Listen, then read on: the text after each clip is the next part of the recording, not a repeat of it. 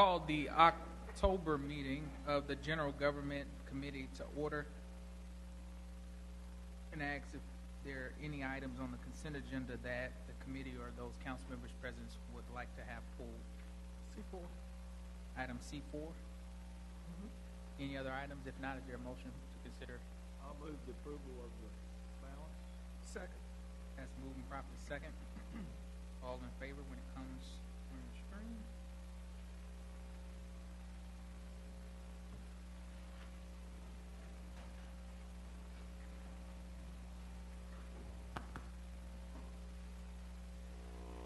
That's unanimous. All right. Item C4. Item C4, resolution approving updates to the City of Winston-Salem's retention disposition schedule.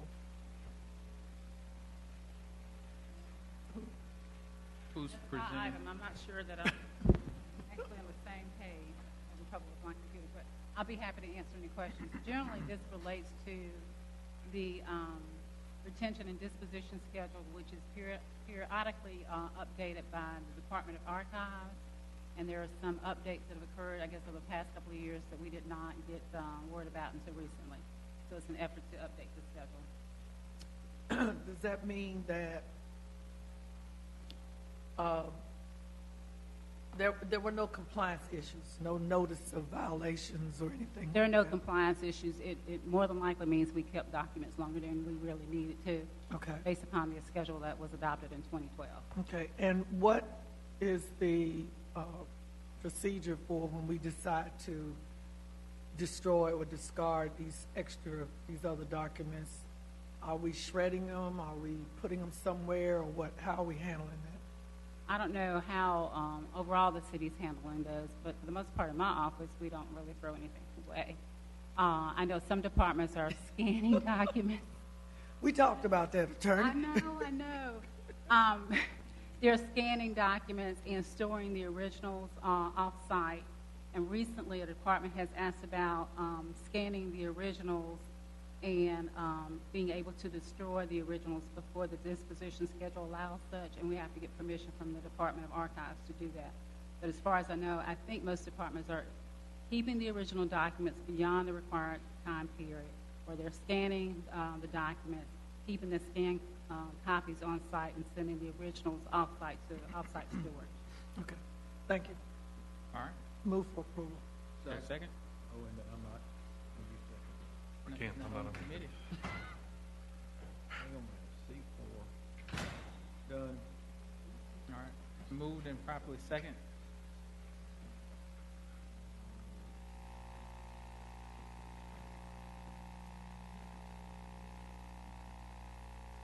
You need that, council member. Best. Have my own. Well, they updated something. Yeah. You need that. Three devices. We're waiting on it to pop up on the screen here.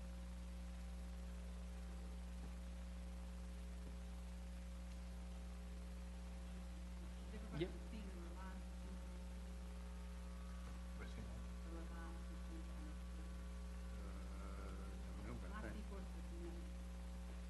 As long as that's with Tina. What is the revision? C4 is resolution improvement updates to the city. C5. So we will count. We're gonna move on to the next item. It's not coming up on the screen, and so all those in favor say aye. Aye. Those opposed likewise. That's unanimous. All right. We'll return to the general agenda. Chair will take a personal point of privilege. I know we do have members of the Human Relations Committee that's here. Do want to take the time and thank you all for coming out. Although this item C2 was not pulled, do want to say thank you for your time and your service to the city on the Human Relations Commission.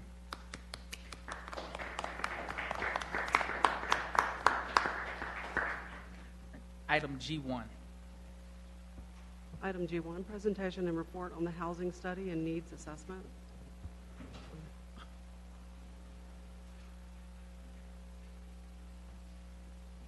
Good afternoon, Chairman Montgomery, members of the committee. This afternoon, we have Dr. Hara Wright-Smith, who's the Director of Public Sector Consulting for the Enterprise Community Partners, which is the group that the city is contracted with to do our housing needs, our housing study and needs assessment. And what she's prepared to do is make a brief presentation today, also share comments from the recently held community engagement meetings, and to talk about next steps. So at this point, I'll bring to the podium Dr. Smith.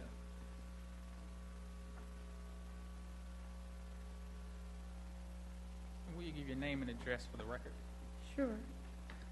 Dr. Hara Wright Smith, Enterprise Community Partners, Washington, D.C., 10 G Street, Northeast, Suite 580, 20002. Thank you. So, good afternoon. As I mentioned, I represent Enterprise Community Partners, and our organization was commissioned to conduct the housing and needs study for the city of Winston-Salem.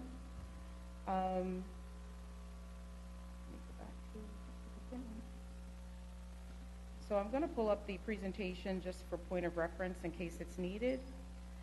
The purpose of the study, as you well know, is to, it has basically 4 objectives, and that is to look at the existing housing conditions in the city of Winston-Salem, Forsyth County, the neighborhood reinvestment strategy area, and the downtown. We're looking at demographic and market trends, both current and future, identifying existing housing needs, critical housing gaps, and the study itself will end with recommendations and strategies for financing mechanisms and financing opportunities to address the housing needs that have been identified in the study. To date, we have conducted our early phase, we call phase 1 of the analysis. We have examined housing trends, both demographic and with respect to the household composition within the city and the 3 other geographic areas that I've mentioned. We've engaged a housing inventory assessment, and a lot of the analysis is looking at housing projections over the next 10 years. What will the city of Winston-Salem particularly look like between 2017 and 2027? That analysis has been done, and that's what's presented in the document that you have before you.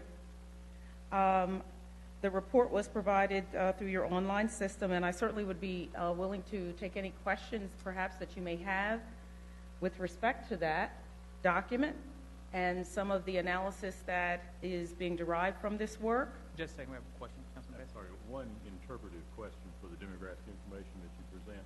When you give Forsyth County and Winston-Salem information, does the Forsyth County data include the Winston-Salem totals, or is that outside? Outside. All right, so you're talking... We disaggregated the data. You're aggregating every place in Forsyth County except within the city limits compared to the city limits. Indeed. Thank you. You're welcome. Any other questions at this time? Can you tell me what the geography was that you used for downtown? Yeah, we were provided through the city community development department and planning the shape files that are currently used, and that's what actually is the makeup of the particular map that's projected here on the screen. So the boundaries were predefined, and we relied on the data that was provided through your city's departments. Okay, so, Mr. Brooks, is it Central Business District? Indeed, yes it is.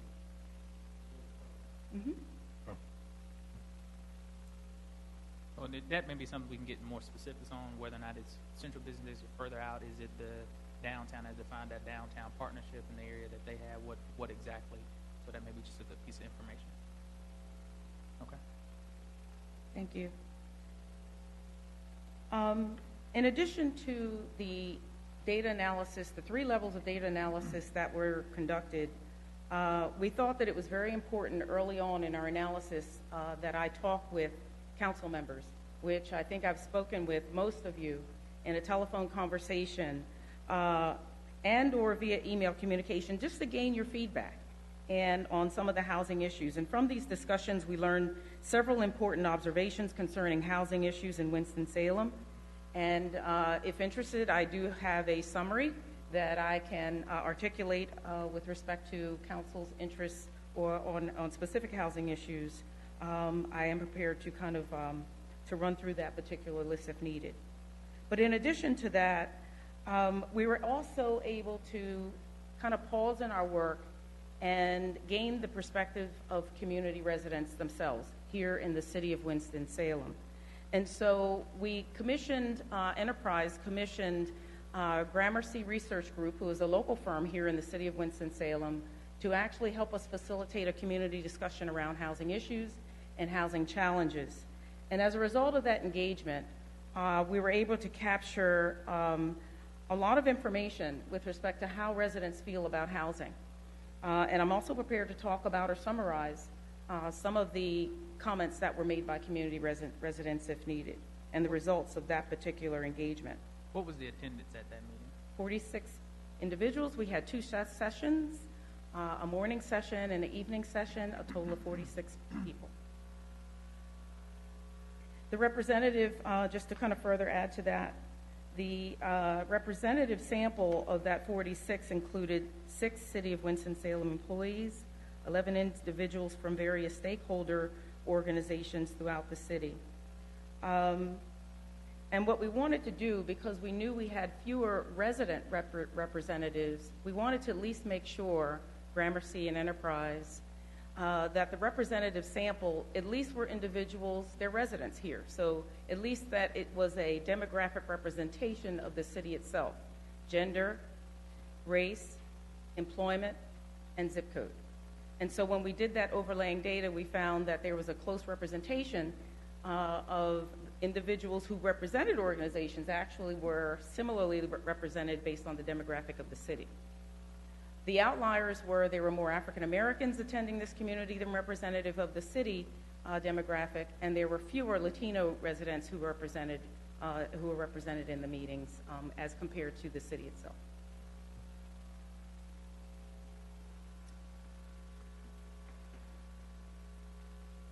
So I think what's important to mention here as it relates to the community engagement piece, many questions were asked around general overarching areas. It had to do with housing affordability.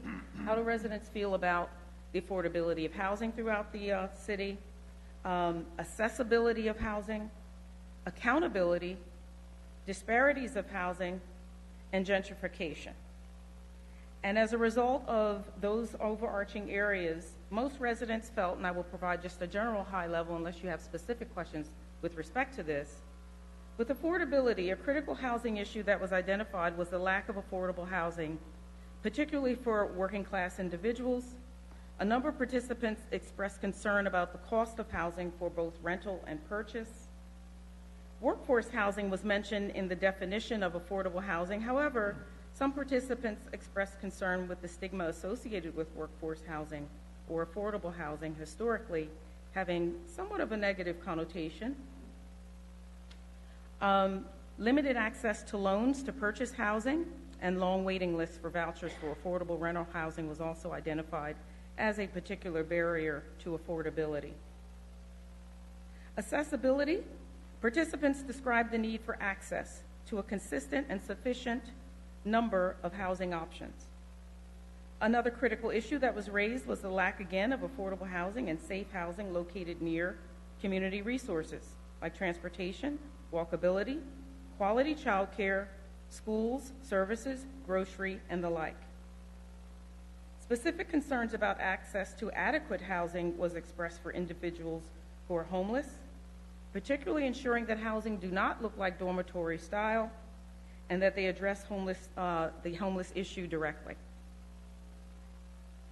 In terms of accountability, many individuals expressed concern about rental property owners, particularly property owners owned by large companies or by landlords outside the community. There was concern that current zoning rules created uneven distribution of business and impeded ability for development to occur in low-income communities. In terms of disparities, participants raised concerns about the devaluing of housing in particular areas of the community, and an equitable property taxation that was perceived as more subsidy provided for wealthier neighborhoods. In terms of gentrification, gentrification was viewed through the lens of displacement. Specifically, respondents felt that downtown development was pushing people out of the area. Gentrification was viewed as a process that was raising prices, removing history, and making it less likely that individuals currently living in neighborhoods undergoing development will be able to afford to remain in those neighborhoods. So I kind of gave a highlight of each of those key areas around questioning that we pose to the community.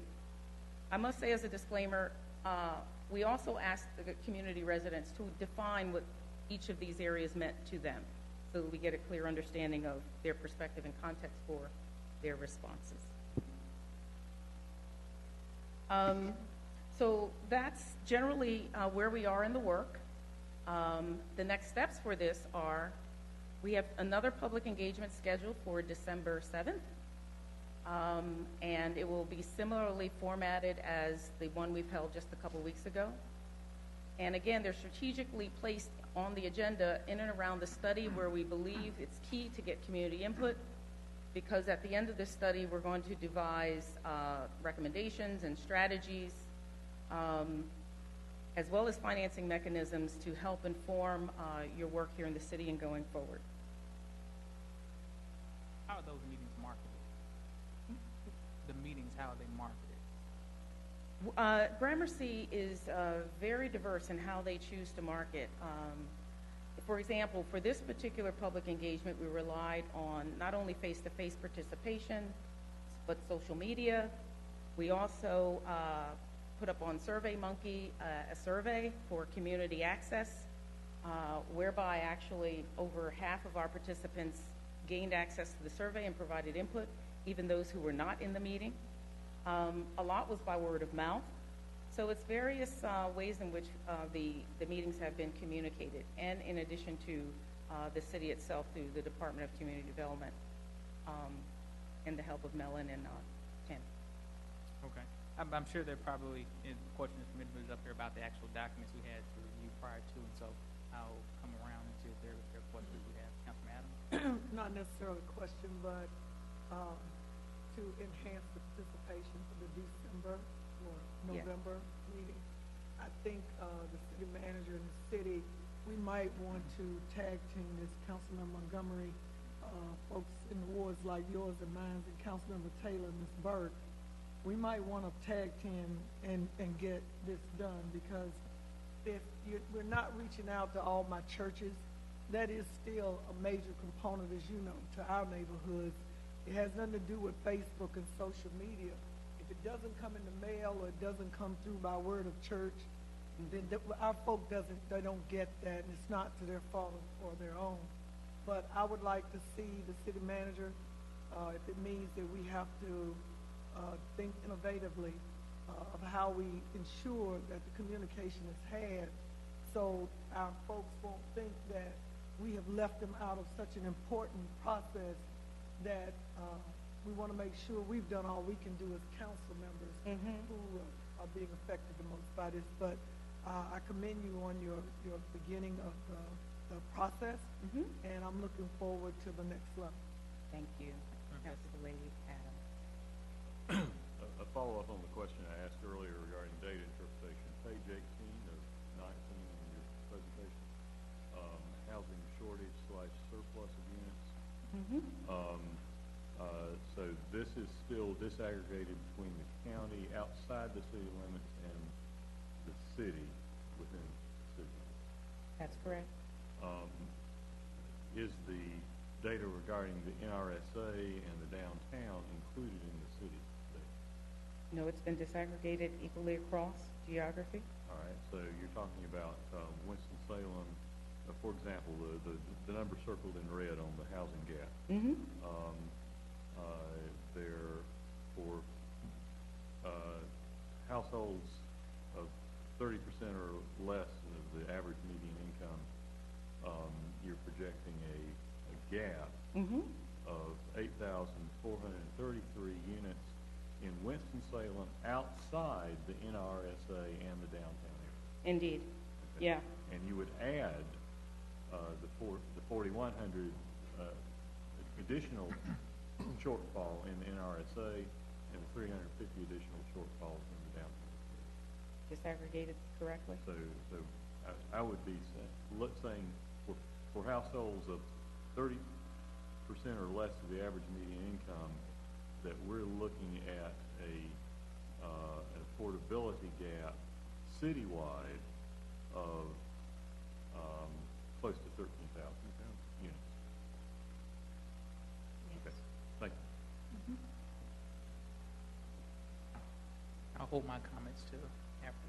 I was just going to ask if the staff could print out a copy of this, a hard copy in color, and include it in Thursday packets. I'd appreciate it. I don't know how to print from this. Allow me to manipulate the pages. And I'll wait till I've digested it all and you've done additional work, and I'll look forward to the upcoming. Councilmember McIntosh. I've got a problem with some of the data. The demand for housing from 2017 to 2027, I'm on page 15. 13. I'm sorry. 11, page 11. Demand for new housing.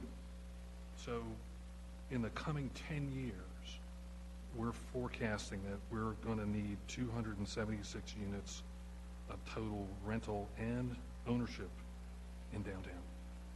Okay, can you, I think my pages may be different. Can you kind of direct me to the chart you're looking Demand at for new from housing. the screen? What's that? Title of the slide. Demand for new housing, page 11 of 19. total Demand for single new family. housing with the map. I'm sorry? The chart, demand for new housing Sorry. Just chart. before that one. There you go. Yeah. There you go. Okay, thank you. So down the bottom right-hand corner, we're saying that the total demand for new units, combined purchase and rental in downtown for the next 10 years is 276. In downtown. Okay, we have close to 1,000 coming out of the ground now. Pipeline? 500 have broken ground, and more coming behind that. So I don't see that matching up with your data. Here's the Well at all. difference. The difference is that this is a lot of the data here, demand for housing, is based on completions and permits. And we had a formula that we looked at the completions and permits, and the difference between those were calculated out this way by age. And so it does not include what you have in the pipeline today. But again, that's why this research is emerging, because this is where we are today. And the data that you're referring to needs to be probably considered in this particular table, because we want to look at it in addition to or in parallel with affordability. And we're at that part of the analysis where we're looking at that. So, so I respect your point, but this is what we're looking at with respect to and we received this from the North Carolina Office of State Budget and Management Office. So this data is not coming from U.S. Census ACS 5-year estimates? It's combined with that. Yes, it is. The source is U.S. Census 5-year estimates, 2011 to 2015, plus at census tract level, and then North Carolina Office of State Budget and Management. Okay. I have doubts about the entire data set looking at that. It makes me think that we're not valid. I mean, besides the 500 that have broken ground, there's another 240 that are going to break ground, here and over there. And so I'm just, to me, it doesn't seem realistic at all. You're saying in the downtown area particularly? So it leaves me to doubt the whole data set. Well, and that's part of the question of understanding 2 points. Well, the question I was asked before, understanding the geographic area that's using that, because that may also inform the data set that's being used in reference to that. Right, and what I will do is go back, and that's right, the overlay here could be out of the boundary in which you're referring to these projects, Councilman. And so what I will do is go back and make sure that the shape files, I'm going to define the shape files so that we can, I'm going to pull this map up here. Our data analysis is aligned with the shape files that exist that created these particular maps. And looking at the gray area, which supposedly defines downtown, looks to be approximately our, so I'm assuming that the geography's not way off. Can you help me on page 17, housing needs snapshot? I can't make heads or tails of that data set. Again, you have to refer me to. That's it. That's it, you just Go passed back. it. Go back one. That's it. There. Tell me what you're trying to portray to me. Well, here we're talking about, and this relies on Chaz data, 2010 to 2014, which was the most available through HUD. We're looking at individuals, just as a snapshot of affordability as it relates to individuals who earn less than 30% of area median income to individuals who make between 80 to 100% of area median. So we're looking at that lower income scale. Right. And so what we did was divide each area up by, again, the geographic areas that I referred to determine what we call and what HUD refers to as cost burden. Cost burden, of course, is defined as individuals who are paying, in fact, more than 30% of their household income on housing costs plus utilities. Severely cost burden are individuals who are paying more than 50% of their total household income on housing costs and utilities. And so what this graph defines is it breaks the area median income percentages down as aligned with HUD. So what we're saying here is that lower income households are paying too much for housing. And the reason is because when you look at those who are earning 30% AMI, who earn 30% of the area median income, their household income, they're paying more than the cost burden of those who pay more than 50% of their income on housing is nearly 70% for Forsyth County, 71% for Winston-Salem, NRSA 63, and downtown nearly half. And these, again, are based on data sets provided by HUD. Okay. Go through that last little bit again. Of the people who are cost burdened, what does 69.8% of Forsyth County tell me? That means that 69% of individuals, based on the total population, who live in Forsyth County and who are within 30% of AMI of their household income, fits within this percentage. Okay. So there are no raw numbers here. You're just saying within. So, for instance, right. In the downtown area, 47.2% could be 8 people, could be 500 people, could be 5,000 people. Based upon those who are 30% of AMI. Right. AMI. So you take, so you take the total. It's behind this chart is a lot of information. Right. And what's behind it is we're taking total population. Yeah, I was saying the answer to that is when you look at the gap. The gap, I think, directly correlates when you look at the 30% to 30 to 50%, and you look at the needs of housing that exist there. Those two numbers directly correlate in terms of the gap that exists. I'm just looking at impact levels, trying to get a feel for how many individuals we're talking about. Almost 14,000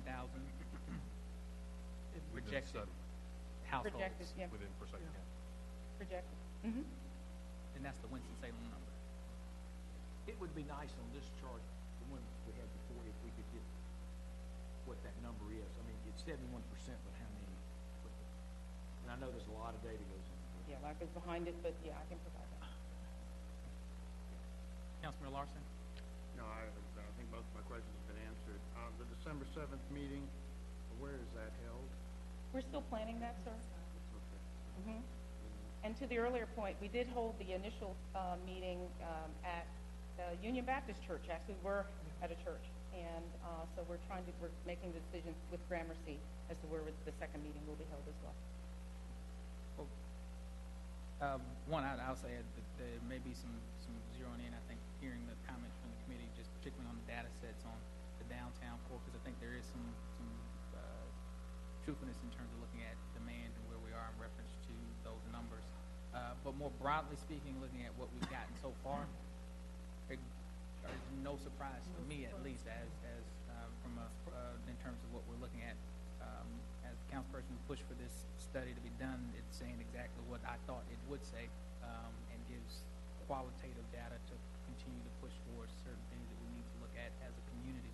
And as you said, this is emerging. There may be some things that may shift and change within what you're presenting to us. Indeed. But with 38% of individuals in the community of Winston-Salem living in poverty, these numbers directly, I think, correlate with what that means for people when it comes to their housing condition, what they're paying.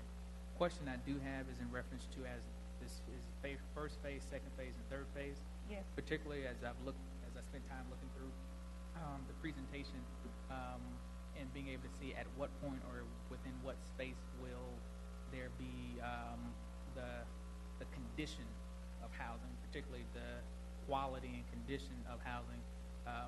Had a conversation with an elected official at the county level who made, in my opinion, a quite ignorant statement to the point of looking at maps of value. They didn't see a challenge with affordable housing because as you look in eastern parts of the community, the values were lower, so thus it didn't appear to be challenges with affordability. But even when you look at quality of housing, and even from a value proposition, what that quality is makes a difference towards what some people offer at a price point for the housing. And we want to make sure that people are living, in terms of understanding the conditions that people are living in, even though it may be quote unquote affordable, is that housing quality sufficient? And will that be a purview of what you all are examining? Yeah, I appreciate the question. Part of what we're looking at through what HUD produces in terms of data are what we call housing problems. And we're actually engaged in a level of analysis now to look at the problems themselves, the problems with housing within the city of Winston-Salem in particular. And the problems are defined as, could be anything from insufficient plumbing to insufficient infrastructure. So what we're going to do from a data perspective, you have the qualitative knowledge, but we rely on data to tell us these things. So we rely on HUD to provide us with data that has the defined definition of what's considered a housing problem here in the city of Winston-Salem, and that's what we'll be reporting on from a data perspective. All right. But I wonder, does that get to the, if that's relying on data that's coming from HUD, will any of that speak to, let's say, our inspections department and their data from citing of properties and the type of challenges that they're citing on properties that go into quality? Yes, indeed. So as you notice in phase 2, we have what we call resource and capacity alignment. And that in phase 2, we do what we call a document review, and we'll be requesting specific documents from the city in terms of policy, procedure, et cetera, to review the processes the city uses and relies on to make decisions about housing. And part of that could be from any department.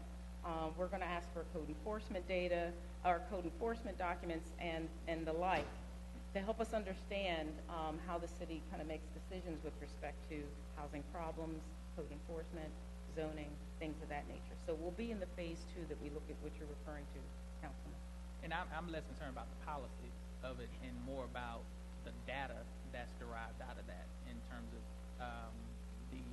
the policy on what we're doing with that, but actually the data of what that says, what the data says on where we're inspecting, the type of violations that are seen in those things, and what does that say about the state and quality of the housing. Because if you think, and Councilman McIntosh, you may know this better, but let's talk about commercial office space, for instance, from a standpoint. That goes down, and the pricing of that changes based upon condition. And so you can have something that's developed that's Class A office space, unless it's regenerated from a reinvestment standpoint, over the years that's going to slide down a scale in terms of where it's Class A, B, and whatever, unless it's built specifically for that at its construction. And so what I'm interested in terms of from a standpoint of affordable housing units, the quality of the housing that exists when we're saying affordability, what is that quality? Or are we just looking at the price point that is offered and not necessarily comparing the actual quality? Am I making sense? Okay.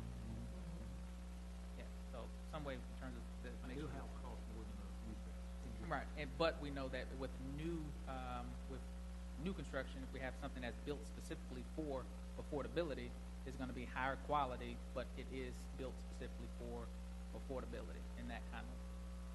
Kind of the flip side is we don't want to count a unit as affordable housing if it's a great. Right, Kind of. yeah. Mr. Page? Just one concern, Councilman Montgomery. We may not have the type of data that you're looking for because we don't track the actual quality of the housing. What we can provide is data on the violations that have occurred. Right, and I would look to them to analyze that. Yeah, that's what I was I saying in think terms of. that is maybe out of the scope of what we were asked to do, but I can determine whether or not there's an alignment with one of the objectives that we can kind of look at that around the issue of affordability in particular, because that is the piece. But I'd have to have data to rely on to make decisions. Yeah, because I think it's going to the point we don't want to say we need 8,433 units and 500 of the units that exist are terrible quality. We really need 500 more units in the sense of the quality of that. And that's the point that I want to make sure we tap on the door of that to understand. And so our staff, we can look to make sure that's something. Ms. Adams? Yes. I'd like to see if you could make it happen, the poverty overlay within the city of Winston-Salem and even the county versus the housing needs that we're talking about, because then it will give some folks a clearer picture, again, where, poor people live and the housing that they live in, as the council member was saying, that it doesn't necessarily equate that we live in good housing, and it doesn't necessarily equate that we got enough housing to accommodate the way we're going with poverty. It's not that poverty is decreasing, poverty is increasing, so therefore affordability and housing needs are going to follow that same track. So I think we need to see that as well. Okay. Thank you. Are there any additional questions or comments from the committee? I'm just looking forward to, and I can tell you, I'm looking forward to working with you to make sure we have the community involved in this second phase. I really believe that we need to ensure we got folks at this thing that they know what's going on. And again, churches, newspapers, organizations, if we have to call in and do a little ad hoc committee of people, leaders from the city, the inner cities, of where these pockets of poverty are, then we may need to do that, Mr. Garrity. I'm not saying that we can't do this and they can't do this, but this is a team effort, and we get an opportunity to show the people of Winston-Salem that this is more about them than it is about us. Okay. Indeed. Councilman McIntyre? One thing that you and I had talked about on our interview, and I'd really like to see some analysis on, and I don't know if that comes up at the next meeting or the next one, is about the question of gentrification. There's a feeling that it's occurring, but I'd like to know if it really is. Indeed. And if so, what are the standards? What is gentrification? I think we're feeling price pressure, but I want to know if we're feeling gentrification also, if that's actually occurring. And I recall that statement, and it's very poignant, and that will be one thing we're going to look at. Also, with respect to your earlier statement, I'll be happy to provide you with the formulas that we've used for our analysis to help support why these numbers are accurate. Great, thank you. Councilman Bessie? I hate to have to come back again to data interpretation, but it's important to understand what's being presented. And I think either I misunderstood your answer or the representation is a little bit misleading. On page 9, I think, looking at projected household formation, it has the graphics of Winston-Salem's expected growth in number of households. No. That's that one? Yeah. That one, yes. If the total figure for Winston-Salem under homeowner household projected growth is 8379 outside both the NRSA and the downtown. Since we're responsible for looking at the entirety of the city, I think it would be more reflective of the datum we need to have in this context if you noted that our expected growth in the total number of household standards were the 8379 plus the 7070 plus the 40. As a whole, you're saying? As a whole. As one geography? We need to look at the city as a whole. Okay. In that kind of information. And the same for rentals, so, it's, because when it just says Winston-Salem's expected growth in number of homeowner households, it's not clear to me reading that means our expected growth outside the NRSA and the downtown. And that's not really the figure I need. I need the citywide figure to understand our target goals of what we need to do. Thank you. Thank you. Okay. Any other? I'm just offering observation. If you do add up all the numbers, you'll see that roughly the county, which is excluding the city of Winston-Salem and its entirety, is going to grow population-wise as much or more than the city itself. Look at growth in the sense of housing. And quite frankly, there's not that much vacant land, I don't think, in the city of Winston, and that's why you see a lot of the newer neighborhoods on the perimeter. That's an inflation. In regard to that, what's the current population breakdown in terms of the county between, what percentage of the county's total population presently lives within the Winston-Salem city? 65. 350 for the county and 242 for the city, is that right? Roughly two-thirds. So that, assuming the accuracy of those numbers and the way we're reading them, it's saying that in an area that currently has only about a third of the population, you're projecting more than half the total household. Okay. All right. Again, look forward as a committee and as a council member to more of the work that you all are doing. I think is interesting. I think it's important for the community as a whole to see these numbers as you're here, and then in the whole context of what we'll see when this is finished. Don't see any folks from the media out here today, but I think these are important conversations around the type of demands that we'll have in this community that needs to be a community conversation, because the city won't be able to solve all of these housing needs by ourselves. It will be something that requires total community engagement if we're going to respond in a way that I think we want to be, as meaning that we take care of all the citizens of the community as best we can. One comment I will make, and it's on the gentrification conversation. I think there's real, and this is just there's real and perceived things that exist when it comes to gentrification in the community. I do not believe that Winston-Salem has gentrified the way that other communities like ours has. Particularly, again, if you think about a Durham, North Carolina, that is most reflective of the city. You can go into Durham today and you can see a drastic difference, particularly because of where they are in their development phase in comparison to us. And hopefully this can be a tool that helps us in terms of how do we put some brakes on how that happens or manage how certain things happen. I will say, again, I mentioned before, you go BB&T Ballpark is a perfect example of what I consider to be gentrification, the example of the neighborhood that existed there today and the people who now live in that community today is drastically different from an economic and racial standpoint.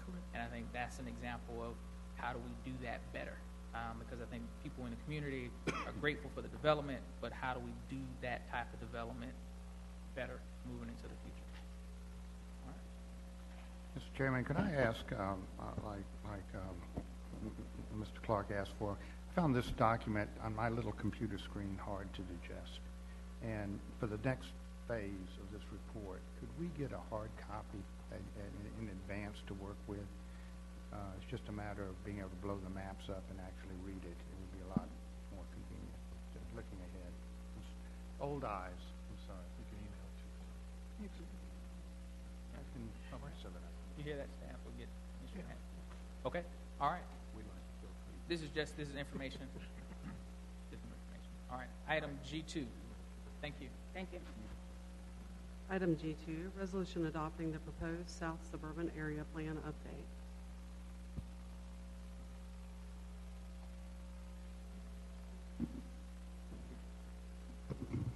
Good evening, Mr. Chairman, members of the committee.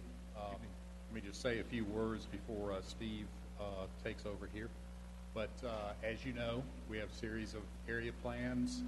They were done in depth several years ago, so this series is an update to those plans, so we're not starting from scratch. The South Suburban Area Plan includes portions of 3 different wards: Southeast, South, and Southwest.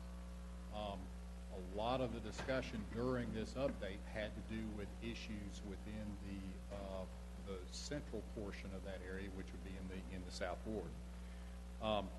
The purpose of our review with the committee is to brief you on it prior to your public hearing, which would be scheduled for the first meeting in November. I believe that's November 6th. So what I'm going to do is Steve Smotherman is going to present to you the plan as it was developed and recommended out of the planning board. But what I'm going to do is I'm going to get up after Steve is finished and explain to you some changes that Councilmember Larson would like to see in the plan based on feedback that he's gotten from constituents in the area. So I'll explain that, but Steve will go over it briefly, and then I'll come back and explain the changes that Councilmember Larson would like. Good afternoon, council members. Good afternoon. As Mr. Norby said, this is an update, and the area plans typically deal with land use, transportation, community facilities, design, and historic resources. And recommendations for this update really concentrated on land use, transportation, and community facilities in 3 or 4 specific areas. And that sometimes happens when you get to the update. The community participation was excellent. There were 3 very well-attended community meetings. We had 70 people at the first meeting, 50 at the second, 40 at the third, and even 30 at the drop-in session, which typically is not that well attended, and is the best attended community meetings that I've been involved in, and that says something to the organization of the neighborhood associations in that area. During the process, we received extensive feedback and input from the citizens during the 4 meetings. We met with the Conoco neighborhood leaders after the 4th meeting, but prior to the planning board public hearing, and when they had concerns about some of the older commercial areas that were interspersed in their neighborhood along West Clemensville Road and South Main Street, an example of which was a rezoning case that came before you within the last 2 or 3 months, which was an older service station that was trying to be rezoned to allow it to be conforming and to do repairs, and I believe that request was turned down by council. The existing land use, the majority of the area is obviously in yellow, which is single-family residential. The commercial corridors along Peters Creek Parkway in the center, which is shown in red. There's also some multifamily and institutional uses along that area. There's also some multifamily areas in the northwest portion along Ebert Street, and there's also the main industrial corridors along near US 52, where there's a railroad line between there and Old Lexington Road. There's also some agricultural lands that are shown in light green that are mostly in the county area, but some of it's not, but they're in the southern and eastern portion of the planning area. As far as the proposed land use, as I mentioned, there were 3 or 4 areas that were primarily focused on. Number 1 was Sides Road and the area near where the major activity center where Walmart and Lowe's are located. Another area was what to do with the southeast corner of within the Clemensville Road, Old Salisbury Road Activity Center. And as I mentioned, there were 2 areas where they're very concerned about the older commercial uses. One is the area circled on West Clemensville Road, an area to the north on South Main Street. Those areas are in and around the Con Oak neighborhood. And to deal with those older uses, we call them special land use condition areas. We came up originally with three categories, which were, the first were non-conforming uses not suitable for rezoning, which means if they become out of compliance or stay vacant for over a year, whatever the time frame is, we want that use to be discontinued and not support any rezoning to allow it to continue. And there were three locations for that. The second category was category B, which was non-conforming uses suitable for rezoning to the most restrictive zoning district that were allowed to use. The third category were properly zoned conforming uses where we did not want any expansion. We did not want any corridors to strip out or anything like that. And then the fourth category, which was developed in response to the Con Oak neighborhood concerns, was non-conforming uses that would be suitable for a low-intensity commercial or office zoning. Again, the example of the gas station auto repair shop may be suitable for a coffee shop or bookstore, but not for a repair shop. And then lastly, there were five locations where we had more involved site-specific conditions. There's a total of 32 special land use condition areas, which is one of the most in any of our planning areas. And these concentrated areas give you a little more detail. There's inset maps on the areas on South Main Street and on West Clemensville Road, and all five category Ds are there. There are 3 in the South Main Street area and 2 on the West Clemensville Road area. One of the other major discussion items was the Peters Creek Parkway Sides Road intersection. And you can see some pictures looking at it. There's one looking east from Peters Creek into Sides Road. There's an area where you can see Sides Road curving above Peters Creek Parkway. And then one picture of the road where it's looking southward from the King Street neighborhood. And there's a major concern that Sides Road was used as a cut-through, particularly during peak hours, and that also that intersection was unsafe. And they did get the Transportation Department to do a sort of mini traffic study, but to look at options, and what they were going to do is recommend that a more detailed transportation study be done that would do modeling of not only this area but a larger area to determine what the impact and what the best improvement is to ensure the safety of that intersection, because they're very concerned that people making left turns are getting into wrecks. The major community facilities recommendation was to add the Sides Road area as a possible community park location. And you see those large green circles in many locations throughout the planning area, and Sides Road was added. That gives flexibility as to where the city may want to locate a park. And the planning board heard the plan on June the 8th, and they recommended approval with the revisions that were adding that category D that were a result of talking with the Con Oak neighborhood. So that's the end of my presentation.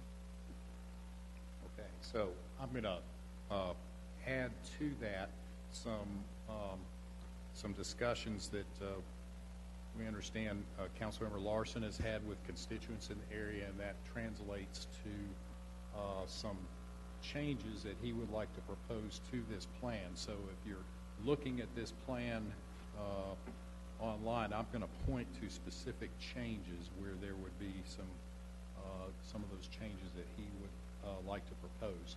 So in the plan, first of all, in the table of contents, we had something called it was an example of a redevelopment concept for Sides Road, and that proved to be fairly controversial with some of the folks that Councilmember Larson was conversing with. So under one of the changes, that would be deleted from the table of contents, and also the discussion about it later on in the plan. On page 3 of the document, under recommendations for office use, the planning board's recommended version showed the inclusion of office as a land use, as a recommended land use for sites on the west side of Sides Road. That's down near the water tank and You said page further 3? south. What's that, page 3? So up toward the top of that page, there's 2 bullets there. It says Peters Creek and Oliver's Crossing Activity Not Center. on page 3 in R. I think under the draft that we have, it's not. 28. I guess it, can you find it on page 28? Yes. Okay. Yeah. Got it. So strike, under that proposal, strike sites on the west side of Sides Road. Then there's some discussion, trying to find it here on this new copy here. There is a, pages 43 and 44. There is some discussion about Sides Road between Peters Creek Parkway and West Clemensville Road.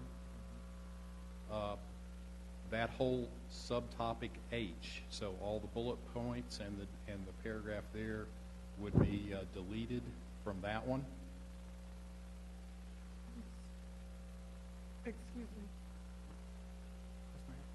And this is being deleted because the people at the meeting didn't want it in because it's controversial?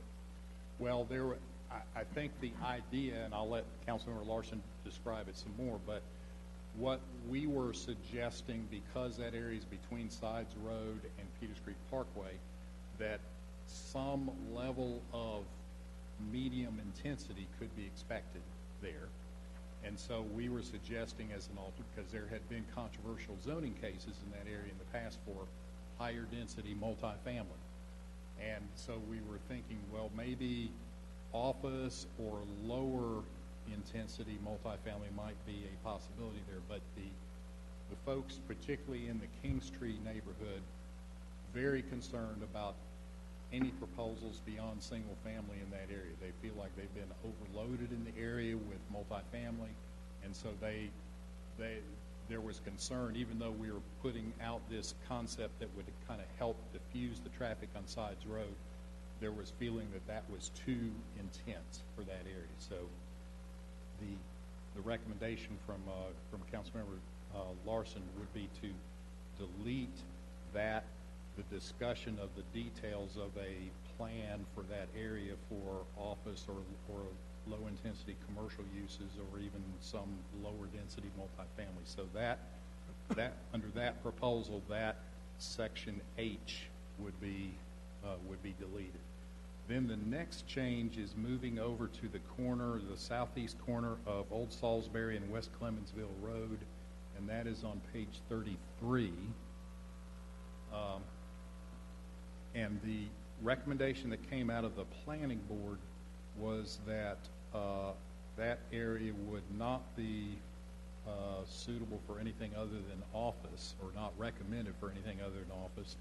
And I think, I believe due to some conversations that Councilmember Larson had with people in the area, including the church across the street, the recommendation that he's proposing would be that this would be changed to office or low-intensity commercial development on that corner property there. So there would be some language that that adds that in there and strikes the recommendation for only office or low-intensity residential. Then the last two changes are these maps. You have two large maps in there. One is proposed land use changes, and the other is the actual proposed land use. And both of those maps would be revised to reflect just what I had just finished explaining. So in other words, on Sides Road, between Sides Road and Peters Creek Parkway, that would be changing to yellow, which would be single-family residential for the recommended land use. And over at Old Salisbury and West Clemensville, southeast corner, that would change to office / low-intensity commercial. So those colors would be changed for that. So what we can do is give you these exact changes in your packet for your public hearing for that, and that would describe the changes that Councilmember Larson would like to see in the plan. Councilmember Adams? And I understand, and, you know, the council member, no disrespect, but I'm thinking about the people that live in this area that you've targeted to save because a group of people said, do this. And I understand we operate at the whim of citizens, but I'm concerned that this just doesn't smell right to me. It doesn't pass my litmus test.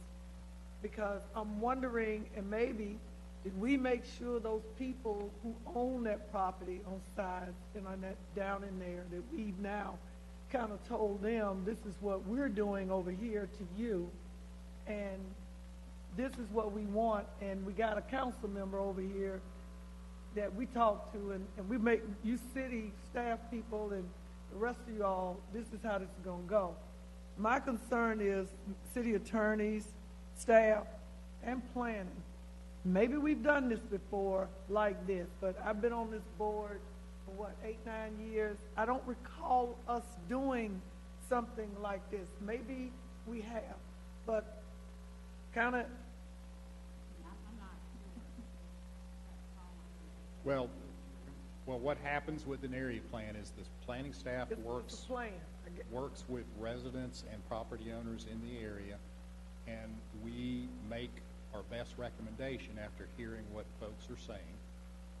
Sometimes we agree with them, sometimes we don't agree with them, and in this case, there has always been a division of opinion between landowners who would love to have as much commercial development as possible and the residential people that live nearby who feel like they've just been overloaded with this in the past and all that. So what we had done in our plan recommendations was to kind of bring down the intensity of development that we recommended from the earlier plan.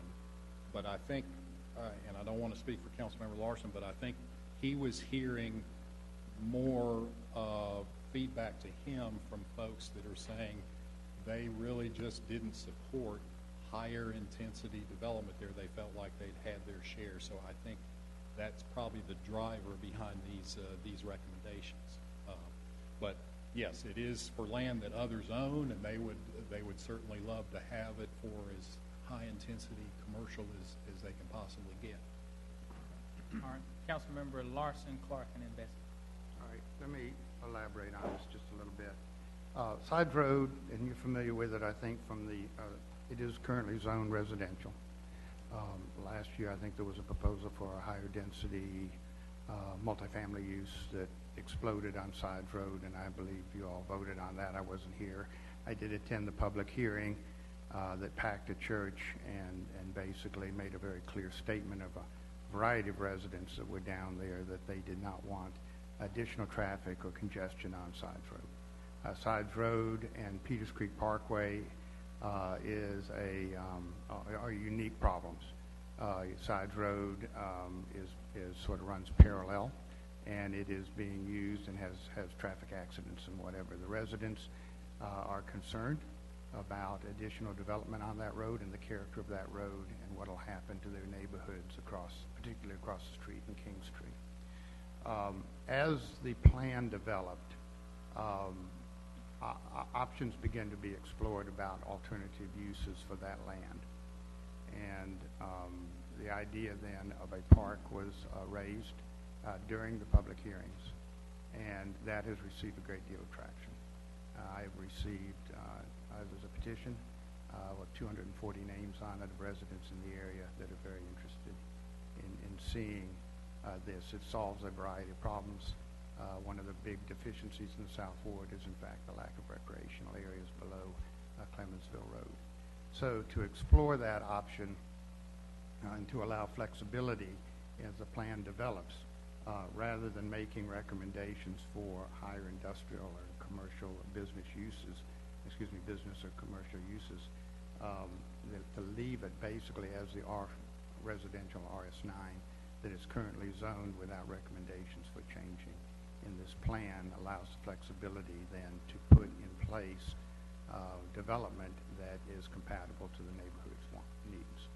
And that's sort of where that has unfolded. The idea of talking about how to ultimately best use that land for the benefit of the South Ward, you know, is the paramount question here. And there's no question in my mind that the visibility, city currently owns a huge, utilities owns a huge water tank that's located in the middle of that parcel, dividing it up basically into two sections. I don't know whether you have, well, you can sort of see it on the right-hand photograph on the top. It's three parcels there, one heavily wooded water tank and then an open field. We've had some readings from NCDOT. I've asked for clarification from the Department of Transportation on the accessibility of this lot off of Peters Creek Parkway, and they say it will not be accessed off of Peters Creek Parkway. That means all traffic will have to go onto Sides Road. So what I'm proposing is that we not target this as a commercial development area, and we leave it as a residential, which is what it's currently zoned, and explore the possibility for a activity area that would be compatible to the neighborhood. And I know Councilman Clark, and then that's it. Is this the big enchilada here that people are concerned about, is the Sides Road? The Sides Road is a complicated street, and it has traffic problems. It has engineering problems the way it's designed. It can't accommodate additional traffic. The way it dumps out onto Peters Creek is problematic. There's no stoplight there, so you don't have good, clean traffic merger going on. The Sides Road is taking increasing traffic, however, and the development of anything in that area that increases that is going to exacerbate the problems. I don't know if we have a photograph. You can almost see part of it up there of the Sides Road, which has this huge dog leg in it, which has consistently had a variety of wrecks and serious wrecks in that area. And part of the problem is engineering a solution, and this is why DOT is recommending a longer-term solution, which may involve a whole redesign of that road and how it exits out onto Peters Creek Parkway. So there's a huge, this was probably, I think it's fair to say, this was the one area that had all kinds of comment on it, particularly traffic problems and the problem of generating additional traffic onto this road, which is already a hazard. I would add to what Councilmember Larson just said. I would say the total discussion time at the 4 meetings that we had, I would say easily over half of the entire time was spent focused on issues revolving around Sides Road. Let me just make a general comment. I don't know that much about side roads, and I really look to you as the expert and appreciate the comments you bring. I would just make a general comment. We all have in our areas land that we would want to be residential, but will never be residential. The best example I can give, and Mr. Bessie and I share this, if you take Country Club Road starting at Silas Creek and going out, it's probably a 15,000 car a day. It's 3 lanes. There are some houses that face it, but no one's going to want to live there. And I would simply caution the staff and myself and anyone else, be careful that you don't say, well, this needs to be residential, when in fact it will never be, and what you'll end up with is just a bunch of rundown property. And I will say on Country Club, for example, we did put are they Masons? What are those folks out there? Masonic Lodge? Okay. Stuff like that has, to the best of my knowledge, I've never seen a car in there, so I'm not sure what they do, but low impact, it just kind of sits there and looks pretty. But if you think, and the other example I give, we had it at this council at residential house on Stratford Road. Stratford Road was 5 lanes. They had 5 lanes. They had a railroad track and another 2 lanes. That's 7 lanes of traffic and a railroad track in front of this house, and we wouldn't rezone it. Who in this town wants to live on a road with 7 lanes of traffic and a railroad in front of it? So I just caution us. Yes, it sounds great. Let's keep it residential, but certain places it's not going to happen due to the traffic impact or the size of the roads, things of that sort. But anyway, having said all that, I do defer to the councilman who knows this board better than anyone, and look forward to your recommendations to the staff. Councilman Best?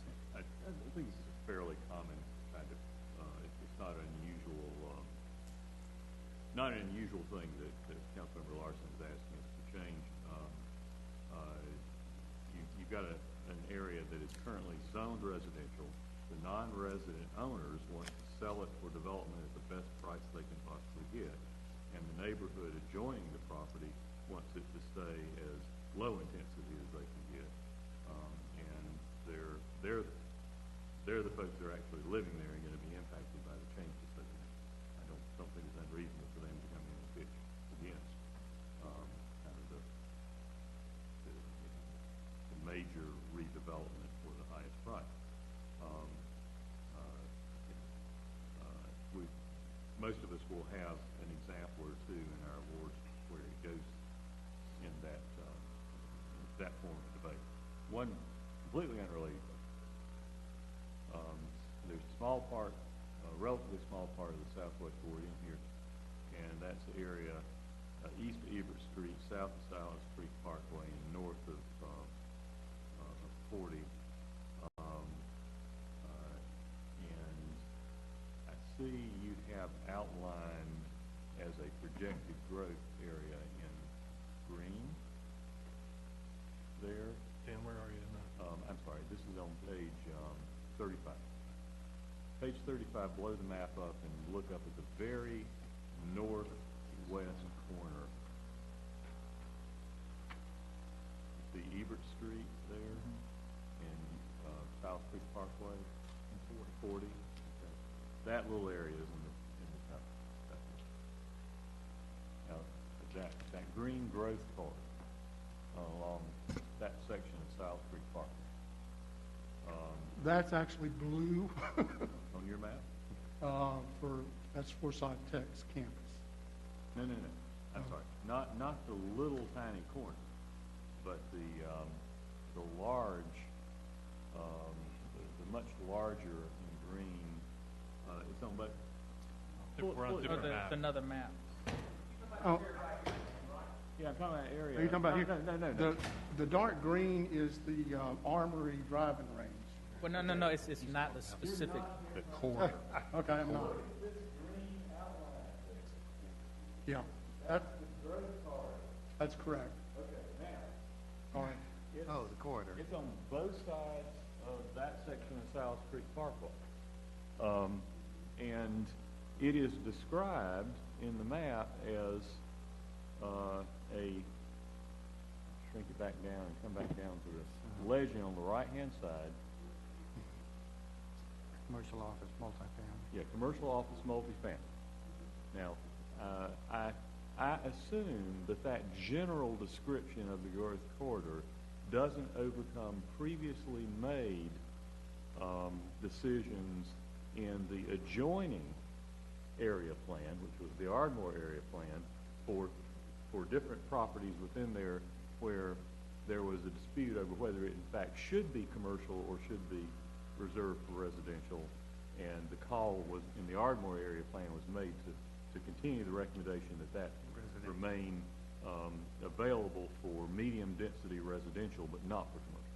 Yes, those land use recommendations that are embedded in the adopted plan remain for the specific land uses that are recommended. I think what happens here is when we did Legacy 2030, we tried to identify growth corridors along major thoroughfares, and we tried to classify those corridors that if they change to something other than the recommended land use, what level of intensity is appropriate. So we didn't mean to single out this area. It just happened to be a growth corridor that was on this map, so we just showed that boundary there. The way that I would interpret that description is that this growth corridor includes in different parts, multifamily, office, and commercial, but it's not necessarily saying there that we think every piece of property within this is appropriate for each of those three. Just like on the north side of Silas Creek in the Ardmore area, we certainly wouldn't be recommending that Forsyth Tech be converted to commercial and office. Of course. Very good. Thank you. South side of South Creek. Okay. All right. We've heard our comments here on this item. I I will have just one comment that I'll add to the conversation, and that is just specifically in terms of, as we're looking at these updates that we're continuing to go through, and as we're looking at increased density specifically in the core of the center city, in different places, we have to understand that, I think, as a council, that everybody is going to have to bear the burden of how density is increased in the community. And that can't happen on just one part of the community or other parts of the community. As an entire city, we're going to have to look at how density happens around us in light of what we just heard in terms of just looking at 14,000, needs of housing. Everybody's going to have to bite the bullet in terms of what that looks like. But the part of it is how is that done responsibly in relationship and conversation with neighborhoods. But I think we have to be very clear, and I don't know how we message that in the community, that the reality is that there are going to be parts of the community that are less dense today that will need to be denser in the future as the city continues to grow and develop. All right. Mr. Chairman, as a matter of clarity for a new member, does this come out of committee with a recommendation for the changes that I've made? How does this presented? It could. Well, I would need a motion, or you would need a motion. Is that right? It could, if that was the pleasure of the committee to make the recommendation as such. It can go to the full council with those, recommended with those changes. They have to make that motion. Make a motion? I'll make the motion to approve the plan with the suggested changes from the council. Is there a second? That's been moved and seconded. Is it done formally on the computer? Can you get a second? It isn't. All right. All those in favor when it appears on your screen.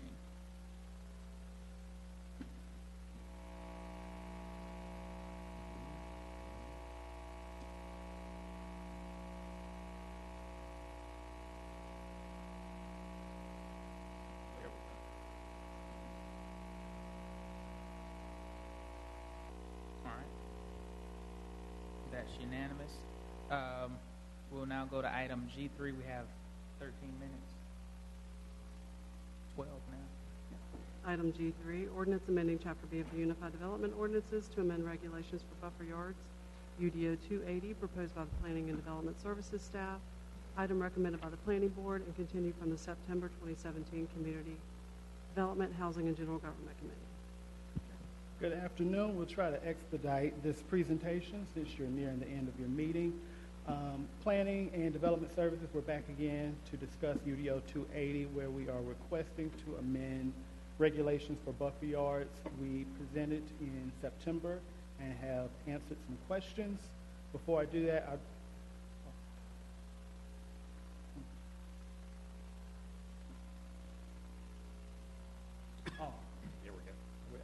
okay, perfect. As mentioned before, Legacy 2030 recommended that we revise our buffer yard standards to promote better integration of uses and to make it more user-friendly. Buffer yards are planting areas that provide visual and functional separation between land uses. They are triggered when there is a change of use, redevelopment of a site, a permit is issued for building addition or parking expansion and rezoning. While some buffer yards are negotiated through special use zoning, the majority of them are approved by the inspection staff when uses change on properties not zoned special use. Some of the key proposed changes to the ordinance include the elimination of the Type 4 buffer yard. It's very similar to the Type 3. Also, the standardization of buffer widths for most buffer yard types. The elimination of internal buffer requirements for zoning lots with split zoning. Also, for the requirement of a buffer yard in the thoroughfare overlay district instead of a street yard. We also increase design flexibility through alternative compliance in certain circumstances. The Type 2 buffer yard is the one that you most frequently see throughout the community.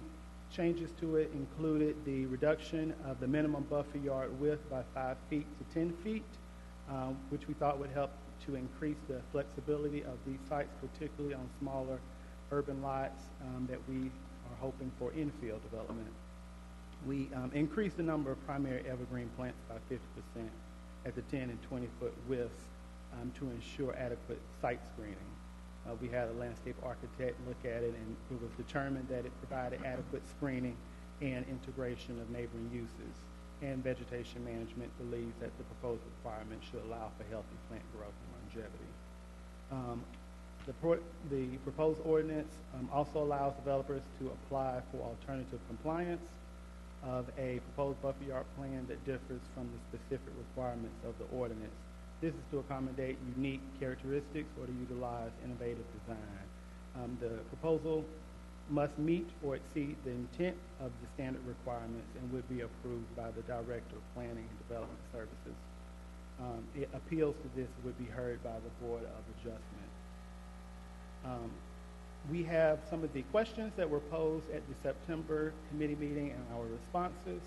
The first was, has inspections received complaints about buffer yards not being properly maintained? They said that it's very rare that this happens, but if someone were to make a complaint, inspectors would go out to the property to determine what needs to be done.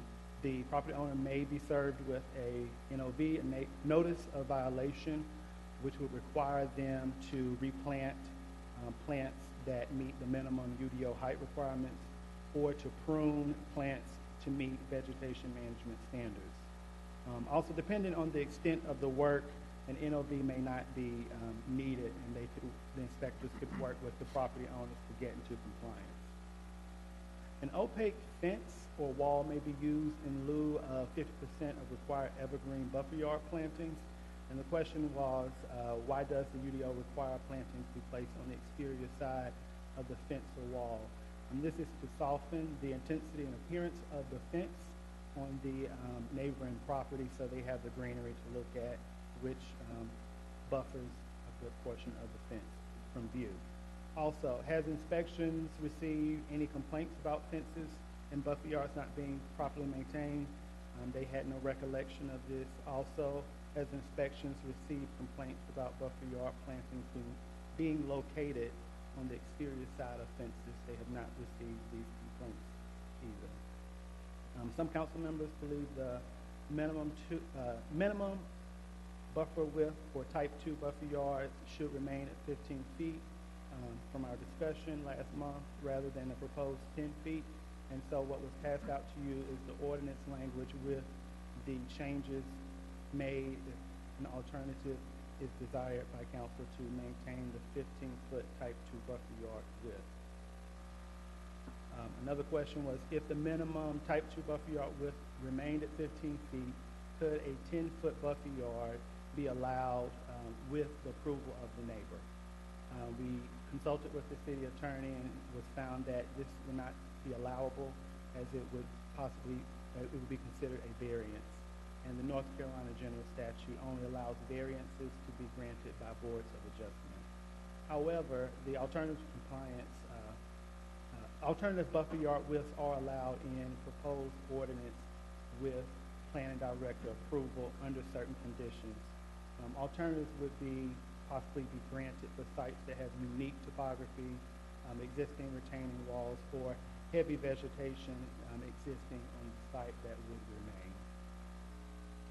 In summary, we believe that the proposed amendment will allow for better blending of uses, and that each buffer yard type adequately screens adjoining properties according to the purpose statement.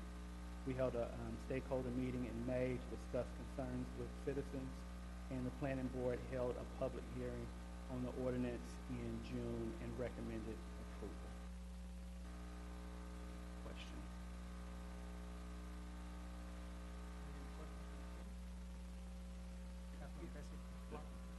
No questions, really, just comment. If I'm recalling right, this is the second time we reviewed it, and there was essentially boiled down to that one number. And I'm comfortable recommending to the full council adoption with retention of that 15-foot as opposed to 10-foot recommended. The other changes are fine. I think that with that one modification, it'll be a good compromise package. And if it's appropriate, I would be happy to second that. There's a motion, and there's a second. Additional discussion, Councilman Clark. I was just going to say, you just took the words, that if we go back to the 15, I'd feel comfortable. 10 feet is just not. It's paper, like 8. Any other? I do like the fact that there is an alternative compliance. option in there as well. Councilman Larson? I would like to compliment staff on two things. The one, the area plan we just approved, or you just approved. I think it's worthy to note how much effort that planning staff put into this, and the flexibility to hear the public and be involved in that process. And I personally want to use this occasion to thank you guys for that.